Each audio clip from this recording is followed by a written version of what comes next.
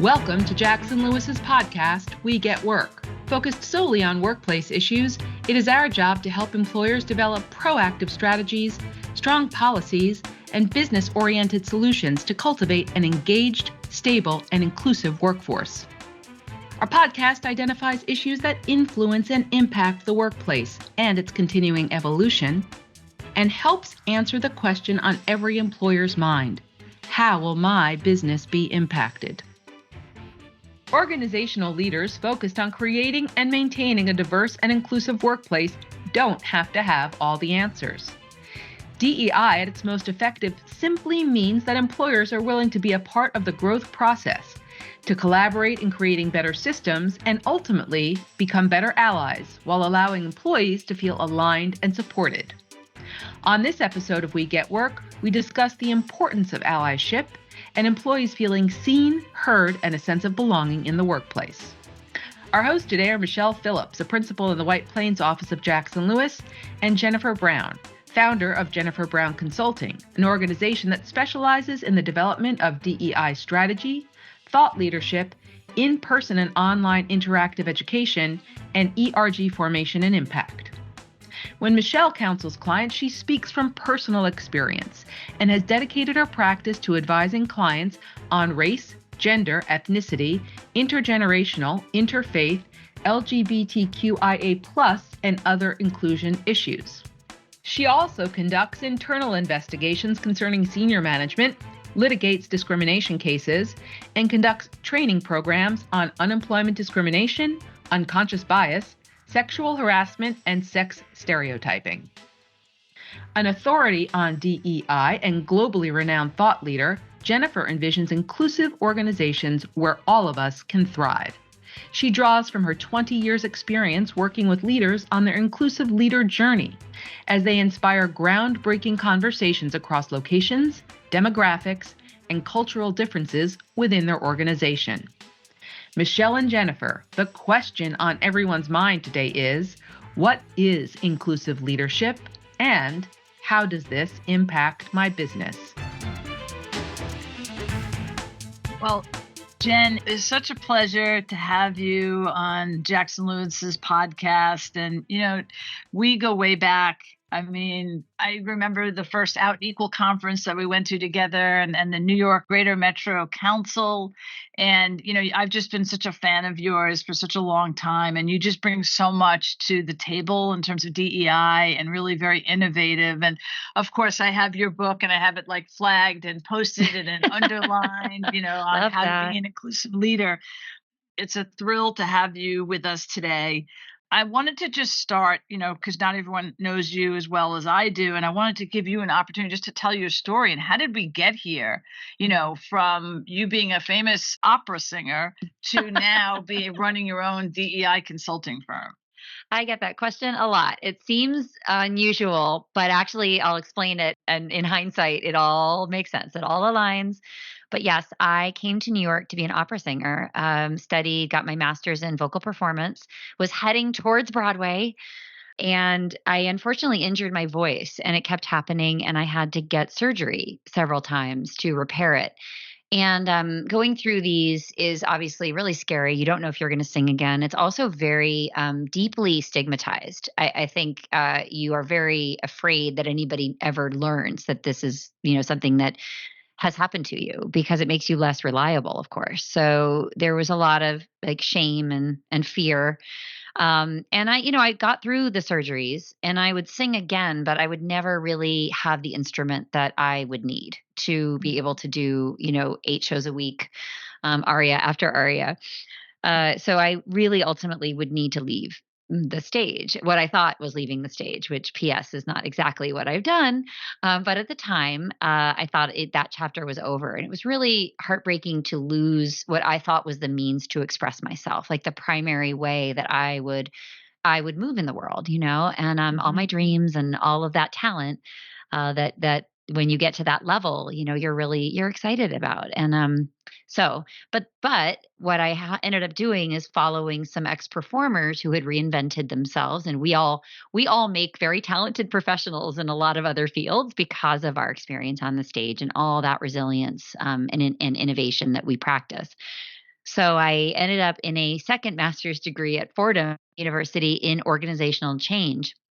And the reason that I moved to that discipline is that I could become a trainer in that world.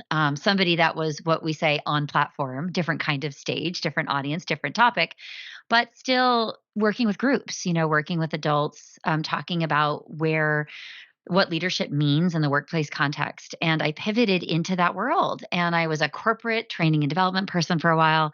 And then through a restructuring, I went out on my own 20 years ago, started Jennifer Brown Consulting, and then grew that over the years and morphed it also into from leadership development to DEI more specifically. And the reason I did that is another piece of my diversity story, which is that I've been out for 25 years. I came out my senior year of college, a member of the LGBTQ plus community. But I was, Michelle, in the early years that you and I met in, we were, Yeah. I won't say we were closeted, but certainly, and still true today, actually, sadly, many were closeted. And companies didn't know what they were doing. And we were part of a small but mighty kind of pro bono educational committee, and you and I were on many panels together, bringing domestic partner benefits, and the logic of that, the details of that, the logistics of that to these large companies who were looking for the first time to the community to understand, what does advocacy look like? What does support look like? What does walking the talk look like? Which we're still working on. So we were there in those early days, and as part of the community, I guess I never realized until I started my own company that the organizational change piece of me could live with my identity and be actually supercharged, that I could be somebody that's impacted directly by inequitable workplace practices and bias in the workplace, and that I could be part of the solution. And it was so intoxicating, so exciting to be on the front lines with companies like IBM and at the time Merrill Lynch and Barclays. And like it was a lot of financial services because it was New York at the time, and that was just who I happened to know. But being on the ground floor of all that change was really exciting. And eventually I would pivot Jennifer Brown Consulting to focus solely on not just LGBTQ issues in the workplace, but DEI more broadly. And it's been just an incredible learning journey, so humbling. And I've met some incredible companies that are doing really courageous work, as well as kind of, suffered the pain of recognizing we're not where we should be, and that we have some serious headwinds going on, especially now for workplace equality. So I like to say I was meant to use my voice, just not as a singer. And when I realized that the voice would be what I would give to the unvoiced in workplaces, which is all of us, which is so beyond the LGBTQ plus community, and using that voice to lift other voices up and to give voice to what needs to change. That's what I do now. And I get to do that on stages all over the world, which is just an incredible place to have landed.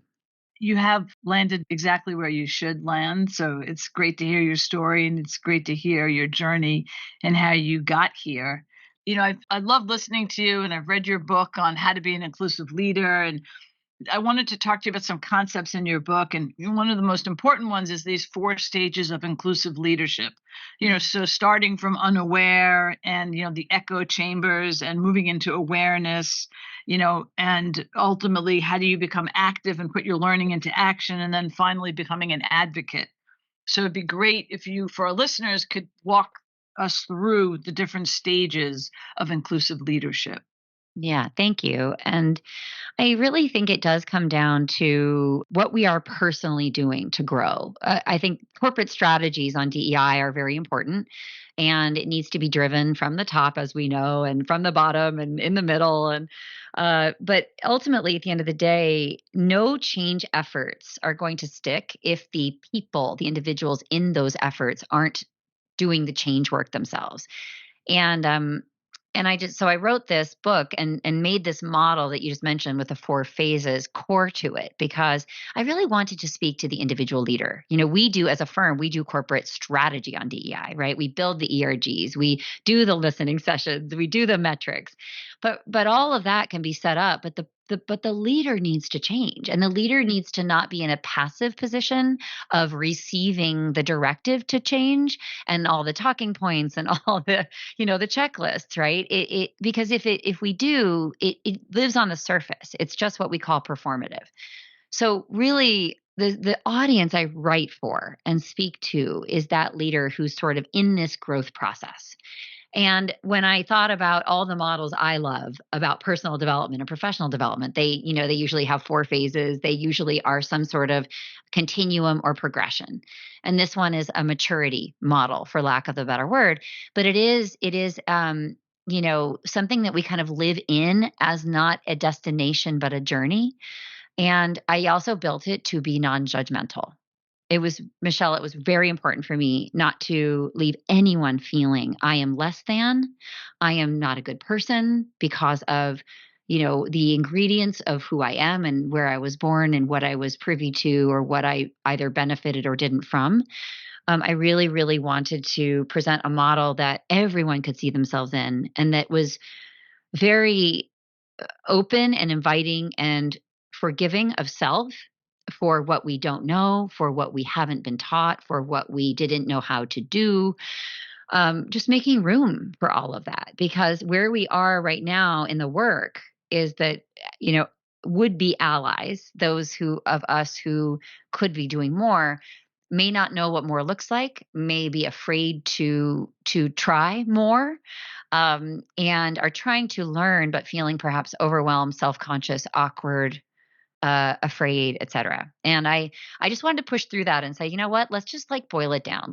Let's talk about our growth in terms of phases, where we go from unaware, which is phase 1, which is I don't know there's a problem. I don't see myself in this. I don't perhaps agree because my experience tells me one thing and that's what I'm going to believe. I don't think I'm biased. Unaware can be, just asleep, unaware, unconcerned, unaffected, apathetic. Unaware can also be resistant, and unaware can also be, "Hey, I'm a good person. Hey, I believe in this," or I have daughters, so I'm a champion of gender equity in the workplace. You might be, but just because you're related to a female person doesn't mean necessarily that what you're doing every day is going to shift systems around you. And that's really the invitation that I'm laying out for people. So wherever you're in unaware, the goal is to move into phase 2, which is aware, which is okay, now I know what I don't know, and I'm learning and I'm listening and I'm reading and I'm gaining exposure and I'm putting myself in places where I'm the only, and I'm investigating my diversity dimensions, visible and invisible, and really, challenging myself to, go deeper in my own story. And aware is a beautiful phase 2, and it can be overwhelming, but it's such an important place. And I, by the way, return to each of these phases. This is not, like I said, it's a journey, not a destination, and it's something we live in. We don't finish necessarily. We are not finished. I'm a work in progress and I do this work. So we're never finished, and we're sort of destined to go back to where am I still unaware? And where do I need more awareness? Where do I need to learn and get more exposure and challenge myself? So that is completely par for the course, and I just think it's an important reminder to let people know having space and grace for ourselves and what we don't know and what we haven't been exposed to is such an important thing to acknowledge and to hold space for in each other too. And that means we make space for each other to be learning and to not get it right and to not know. And then the third phase is active, which is okay. Now I take what I learned and I get into the game. I get into the arena. I begin to use this and speak and try new language and have new conversations and do something every day that feels uncertain and awkward and where I don't have expertise. And yet I'm learning. And I think active is building that muscle, practicing, getting comfortable, being uncomfortable, and not making perfect the enemy of the good, particularly. And I struggle with all these things I'm talking about. I struggle with in myself, not wanting to make a move of allyship until I know how it's going to turn out, until I know I'm going to be able to do it and have expertise added, and it's going to be received well. And I think at this phase, and I would imagine a lot of the listeners now are find themselves here, which is, how do I know what I'm doing is making a difference? And it's Pride Month. I think so importantly, you're only an ally if someone in an affected community calls you an ally. It's not something we can assign ourselves. So I like to say I'm an aspiring ally. It's not my word to use necessarily for myself, but what I can say is, how am I doing? Is this making a difference? And what more can I be doing, or what can I be doing differently? So in active phase 3, we're resilient enough to seek that feedback, even if it's hard, even if it's feedback that it wasn't actually effective. But I would hope it would come with a suggestion for how to do better. So anyway, so active is that experimentation, that muscle building, the practice, and then advocate, which is that last phase, is really the, I know what my voice is. I know how to, what to say, how to say it, how to push, how to ask difficult questions. Advocate level is a squeaky wheel agitator. It's those of us who are constantly pushing for change, and we know how to do that. We are fearless, we are consistent, and we are insistent on change. But we can't I think living there, Michelle, is tough, because you always feel like the burden is on you to educate, to push. And if you don't push, then nobody else will. And I think what I want is to see more folks traveling this continuum and getting that, developing their muscle and practicing, so that when the time comes, we're ready.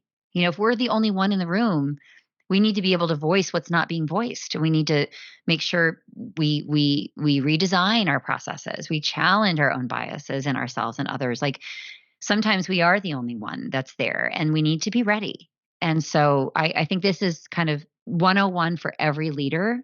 It always has been, but inclusive leadership is good leadership. And even more increasingly going into the future, this is a competency that every leader is going to have. And you cannot wait for somebody else to give this to you. And a training class will not do it for you. It just has to be a personal journey. But good news is, this is sort of core to the future. Most successful leaders of the future, this is core to what they will bring. In reading in your book, you say, in the advocate stage, you leverage your power and influence to propel change. You draw attention to systemic inequities and get involved in solving them. You work in allyship with others to shift systems and behaviors and take action to disrupt the status quo. For a lot of the people who are listening, both within Jackson Lewis and a lot of our clients, we're all in the advocacy stage, right? That's what we do as lawyers. We are advocates for our clients, right? That's how we effectuate change. We make, whether it's negatively through a lawsuit or more positively through our prevention piece, we are often living in the advocacy stage. Any specific suggestions or recommendations for what you think is important and how to be in this stage as an advocate? I love the analogy you just made, Michelle, that this is something we know how to do because we do it in this other, context and arena in our lives. And we have like expertise in it. So I would say, you know how to advocate for ideas, for people, right? You know how to be alongside in solidarity. You deeply study, what the nuances are of somebody's experience and journey and context, so that you can argue most effectively on their behalf. And so, it is similar actually. Allyship is that solidarity. It's just taking what you just described and pointing it towards the topic of, belonging for certain groups of people, certain identities in the workplace context. Now, remember, most workplaces were not built by and for all of us. Like, the reason that we're where we're at with representation, right, which is woefully underrepresentative of the world that we do work in and that we exist to serve, is because of longstanding unchecked biases in systems that have never been looked at critically, that have never been challenged, that have been allowed to persist. And where people, particularly people with power in those systems, have not been the ones to lead any positive changes. We haven't, there are plenty of us that can critique the systems we are suffering in because we don't feel seen and heard in those systems. But to me, real change will also happen more faster if those who benefit from those systems are the ones that can stand outside of those systems they benefit from and say, well, this may be comfortable for me, but this is very uncomfortable for so many others. And this is what I'm learning about that. 2020 was all about that listening. It was all about, okay, so we're hearing from these communities in our workplace in a way for the first time, for many organizations, or maybe previous dialogues had been superficial at best, or there had been a lot of fear in organizations to really tell the truth. So I hope, all that we learned in 2020 and 2021, we are carrying forward with us and we're not forgetting what we were told, which is that workplaces feel like very uncomfortable places for a lot of people based on identity, based on not being able to see role models, not having identities that are real for so many of us be addressed, be supported, be educated on. It's really, I think it's so telling that in this whole return to office conversation that, for example, 3% of Black women actually want to return to the physical office. When you consider that, to me, to unpack that, what I see in that is so many identities, not just that one, feeling uncomfortable in these systems and environments in which, that weren't designed to make us feel psychologically safe. And therefore, we can't do our best work in them. And I think that's where the rubber hits the road for organizations to consider. This isn't just a moral conversation. This is a productivity conversation. This is like the question should be, who is not comfortable? How can we make people most comfortable and feel, most, I think, aligned and supported, which creates belonging, which then creates better output and creates more retention and loyalty and engagement. This is where we want to end up. But I do think that what we've learned is identity gets in the way of that, bias in organizations gets in the way of that. And we can't leave all the change work to those of us who are experiencing the most bias in a system not built by and for us. We've got to participate in change. But I think that the change architects and the accountability for change needs to sit amongst those of us that have access to the levers of change. And that's the opportunity for allyship, and particularly for leaders in every organization to really take this on. And it's, like I said, awkward, maybe unfamiliar, maybe not your experience. But to me, it doesn't matter, because leaders are nothing without followers, and leadership is nothing without, basically being oriented around, well, what do, being other focused. And I think that's hard for some of us, because our generation was not raised to be listened to. We don't have, and I'll say we as a Gen Xer, how we felt belonging was irrelevant in our employment, if I can say, and so we didn't really ever experience this. And yet if we're in leadership positions for Gen X and millennials too, even if this wasn't our experience, even if these questions were never asked of us, even if we couldn't bring our full selves, it doesn't matter. We now have to lead for the future, and we need to build a workplace that's better so that future folks can thrive in it, and I think we got to get out of our own way in many ways when we consider it through that lens. You talk a lot about, allyship, and how do we demonstrate allyship during Pride Month? What can allies do to create that psychologically safe space and that sense of belonging for people? We can do so much. And I'll say I'm in the community, but let me just put my ally hat on. There is, no matter what, when you think to yourself, oh, we've done that, we've accomplished that, we've fixed that, why would anybody not be out? We have all the, whatever, like say you're a very progressive employer, there is still so much fear. 50% of us are still closeted in the workplace. And that is a very recent statistic. And those of us who, and I include myself, because I can still stand out and stand up and sort of be very overt and very public about how I identify. And I am extremely aware that that is a privilege, that I can actually do that. It's privilege stemming from for example, my cisgender identity. I'm not a trans person or a non-binary person.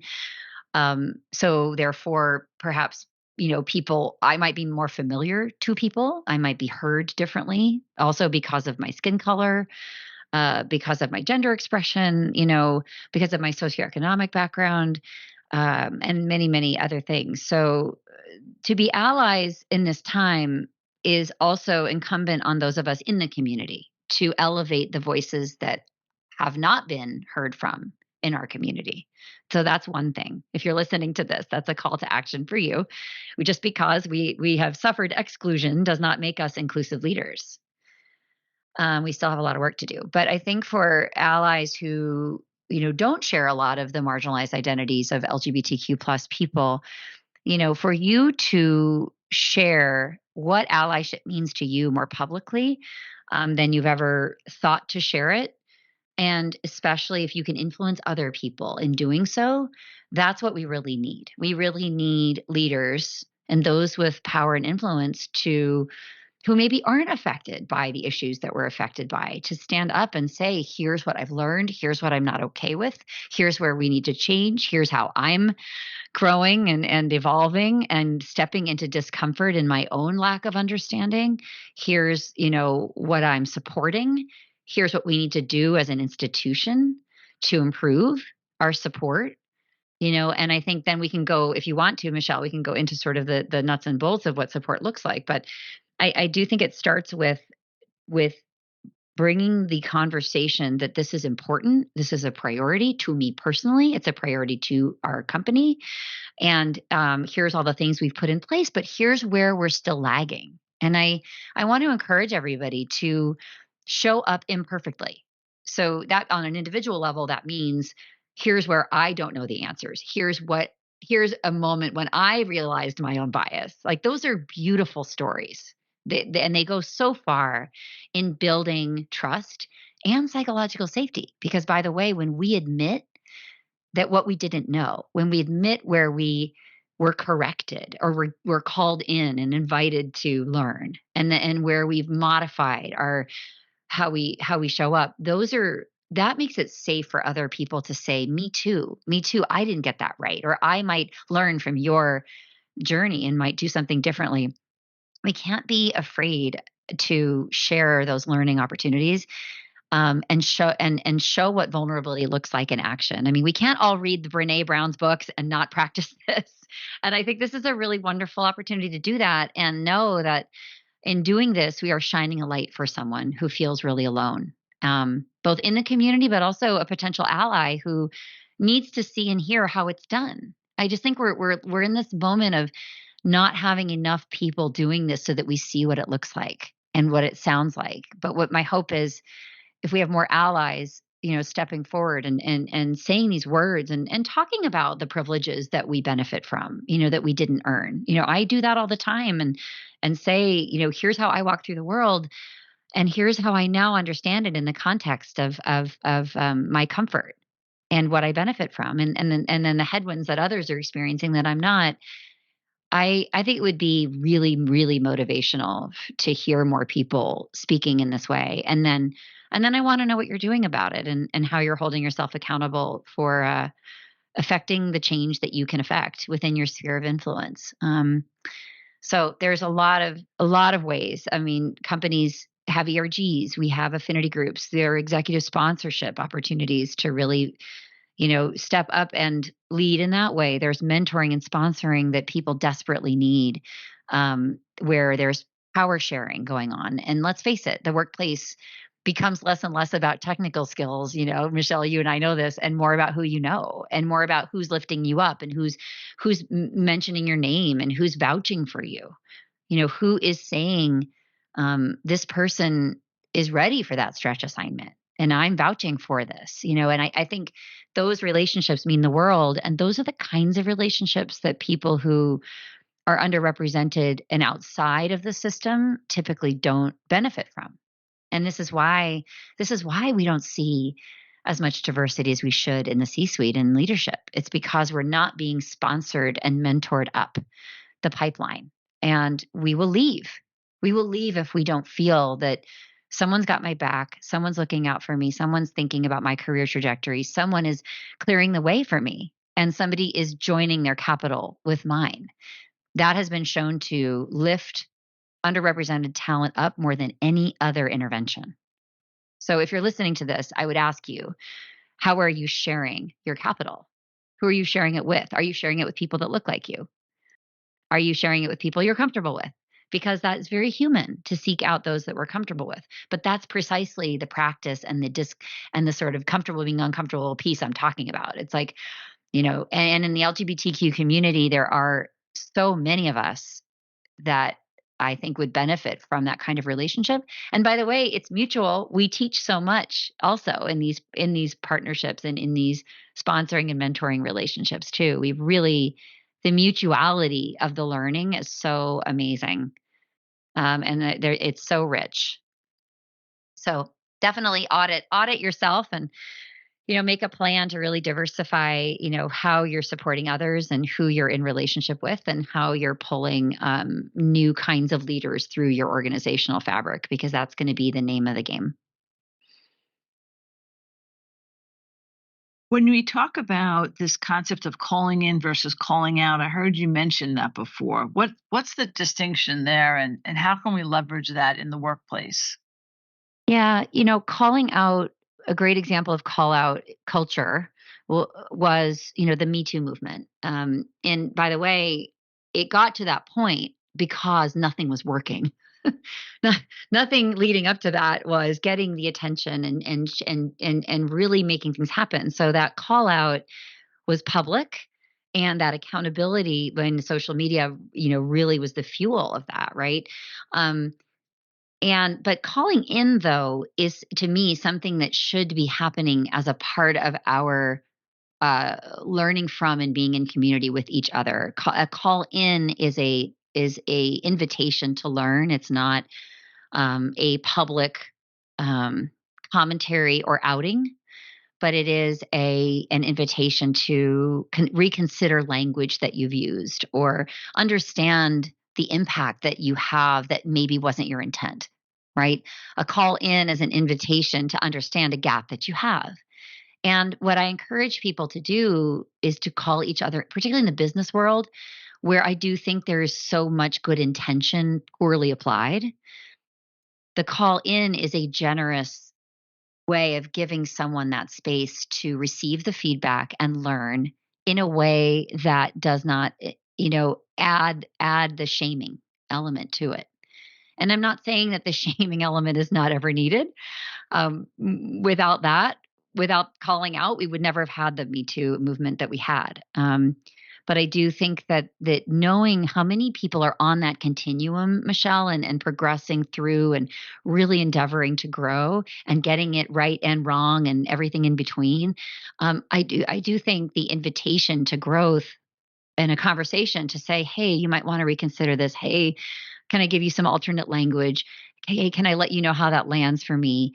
Hey, I wanted to understand your intent with that story that you always tell, and let you know that like it's beautiful and inspirational, and maybe there might be something I would offer from a feedback perspective. The call in is that I think gentler way of giving that feedback that needs to be given. But the question to me is how and when and in what context. And we have a lot of choices. We have a lot of choices to come from a place of space and grace for people and for others. And I think if we're struggling with this, just turn it back on yourself. Ask yourself, how would I like to receive this feedback if I were the one that caused harm? How would I like to receive it? When would I like to receive it? What would be the most constructive way for me to take something in and then modify my behavior and then come back and try again? What we don't want is to discourage people so greatly that they go away. We Right. just don't want that. And we can't get anywhere if we're going to let that happen. And unfortunately, I think a lot of people are really afraid because there've been a lot of these kinds of dynamics going on. And I'm working really hard to try to figure out how do we get people back in the game? Because if you leave and you take your marbles and you go home, as I always think about it, I opt out. I just don't want to do it anymore. It's too risky.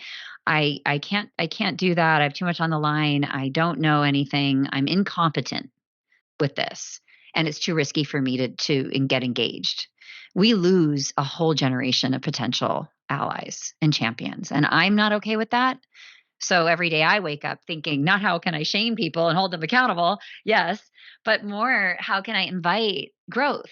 How can I make enough safety around me? And how can I be the coach? How can I be the ally to people who are endeavoring to grow and who have so much to contribute? I don't want to squander that contribution.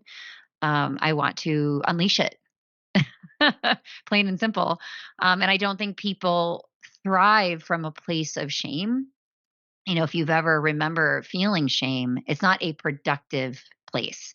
I love back to Brené Brown. She talks about the difference between shame and guilt. Guilt is I regret doing a thing, and shame is I'm a bad person. So this is really relevant to DEI work. They are very different. Guilt, regret, I wish I'd done differently. I wish I'd known. Wonderful. We can make change from there. But pivoting from shame, not so easy. Right.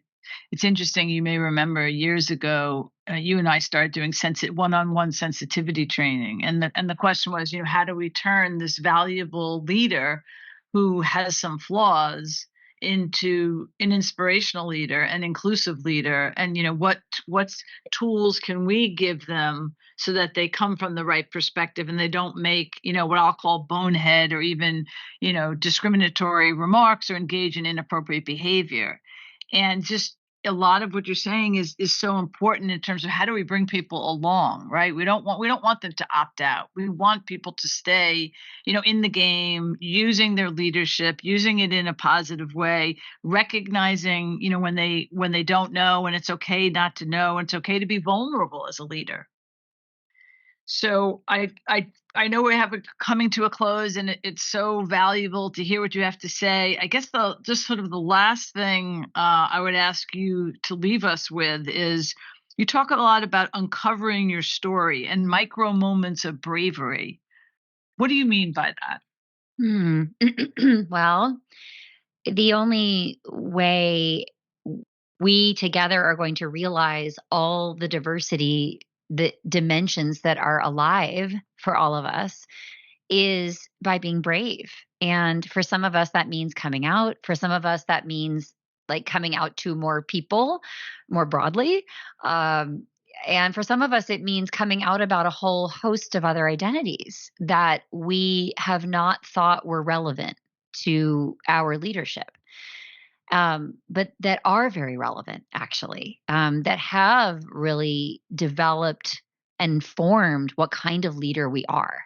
And I can say, Michelle, as members of the LGBTQ plus community, this is coming out was the hugest growth opportunity I could have ever wished for. It clarified my commitment to myself. It strengthened me. It made me more resilient. It made me really emotionally aware and empathetic, because I know what that feels like. But I think that practicing bravery along a whole host of identities is part of the competency that leaders really need to have. So when you think about pride, and maybe you're not a part of the community, think about the risks that LGBTQ people take every day to live their truth, to walk the world in their body and with who they love and expressing their gender in the way they do, and think about all the bravery that takes. And I would say, be inspired by that, because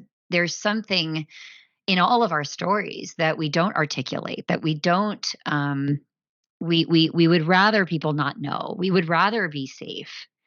But I would challenge us at this Pride to really investigate, what is it about me and my own story and my own journey that forged who I am and continues to forge who I am. And maybe this is something recent. We're all coping with so many struggles right now, and in naming them for the first time. And in naming things, we normalize them and we discover communities that we didn't even know we had.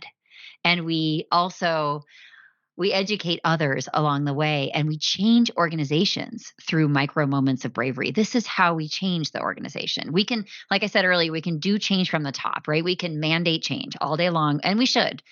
We absolutely build it and they will come. Absolutely. But I think organizations are made up of people, individuals taking those brave leaps every day with each other and more publicly. And that is how we create cultures of belonging. And if you haven't participated in getting comfortable being uncomfortable, now is a wonderful time to take a lesson. And I would say, don't let others take all the risks of authenticity. Like, don't leave it to other people, but take it upon ourselves, each of us. How can we mimic in a way the bravery that LGBTQ people have to exhibit every day of their lives? How can we take a page from that? And how can we then mimic that and model that in organizations? And that is how we're going to build cultures of belonging. It's up to us, each of us. So, and if you're wondering what that looks like, spend that time with your colleagues in the LGBTQ plus community and ask that question. What does allyship look like? And where am I not getting comfortable being uncomfortable? Where am I not kind of on my edge, my growth edge? And where could I be pushing harder? Because we really do need, I know it goes without saying, Michelle, we're in a tougher time than ever, it seems, these days. And the support is needed, appreciated. It's like our lifeblood. Please know that there's always more you can do. And there's so much need to really do more, because it's only going to be accomplished through all of us putting our shoulder to the wheel and not just leaving the work of change to certain communities that are most impacted by what's happening in the world. So thank you for inviting me in this conversation. Thank you so much for joining us. You're very inspirational, and it's great to get your insights. And, for anyone who hasn't had an opportunity to read Jen Brown's book, How to Be an Inclusive Leader, I strongly recommend that. And I know you have these community calls and all different ways that people can participate with you and with your organization. So thank you again, and happy Pride to everyone. Thank you, Michelle. Happy Pride. Thank you for joining us on We Get Work. Please tune into our next program, where we will continue to tell you not only what's legal, but what is effective. We Get Work is available to stream and subscribe on Apple Podcasts, Google Podcasts, Libsyn, Pandora, SoundCloud, Spotify, Stitcher, and YouTube. For more information on today's topic, our presenters, and other Jackson Lewis resources, visit jacksonlewis.com. As a reminder, this material is provided for informational purposes only. It is not intended to constitute legal advice, nor does it create a client-lawyer relationship between Jackson Lewis and any recipient.